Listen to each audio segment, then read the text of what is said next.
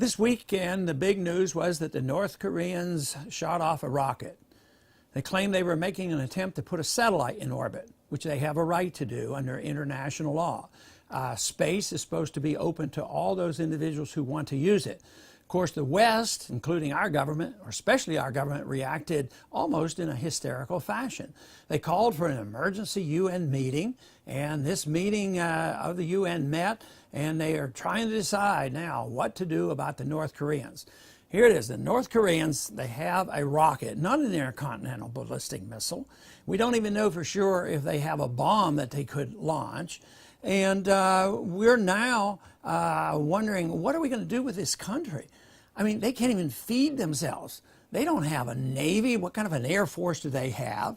And yet it just seems like this is an excuse for the West, and in particular, our military-industrial complex, to have another excuse to have a massive buildup. It just seems so unnecessary. Ironically, it seems like the Chinese had the most measured response to say, why don't you just sit back a minute and think about this? And I think that's what we ought to do. The Koreans aren't going to attack us. If they even did have a bomb, even if they made an attempt to do it, I mean, they would be wiped off the face of the earth within minutes.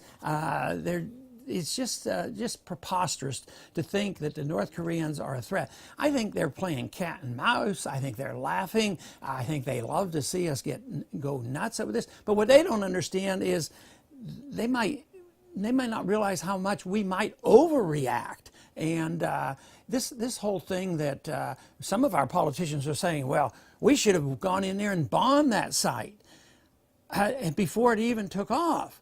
But the technology there is so primitive, and yet we're at this point of thinking that it's like Pearl Harbor again. Just think, we are concentrating on weapons, and weapons are really important. But what have we said for many years? It's not the guns that kills, it's the people that kill. And yet we have politicians now claiming that we should practically go to war against North Korea at this moment. Quite frankly, I think if we wouldn't be in South Korea, which I have advocated for years, South Korea and North Korea probably would be unified and they'd be westernized by now. But this whole idea that we're there and we persist with this confrontation, communism is a failure. That's why the Soviet system collapsed. But when you play these games, just like we did with the communists in Cuba, Castro lasted a lot longer because we put sanctions on Castro and gave him cover. But that is going to come to an end. Eventually, after all these years, sanctions don't work. People are now crying for even more and more sanctions. So it just doesn't make any sense whatsoever for us to pursue these policies of antagonism. You say, well, these people are a bit nuts. Well, if they don't want to talk to us, fine. But if they would talk to us, I wouldn't give them any money.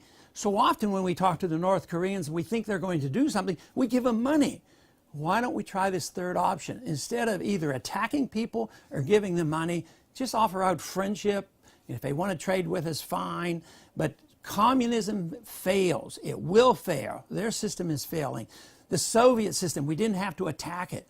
They had thousands and thousands of nuclear weapons, and we didn't have to confront them. And now we're acting hysterically over this whole notion that we have to attack them. Sure, they might be working on a weapon, but just think in the age in which we live. People need to understand and study what fourth-generation warfare is. They need to understand that we were really brought down, and chaos was caused by 19 individuals with box blades. That's what we have to think about. But you have to understand fourth-generation warfare. You have to understand why people want to attack us. You have to understand why we do these things and how fruitless they are. We have to realize that our foreign policy has blowback to it. And that is the biggest threat to us.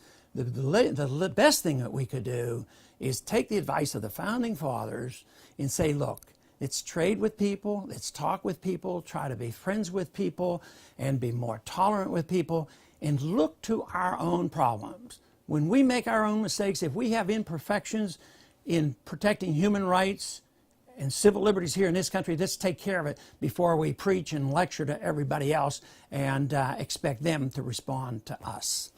If we do that, I think we could come up with a much better chance of having peace in this world and certainly a lot more prosperity. We don't need to be spending these hundreds of billions of dollars on international warfareism. And some people expected our new administration actually cut back. They're increasing this military budget.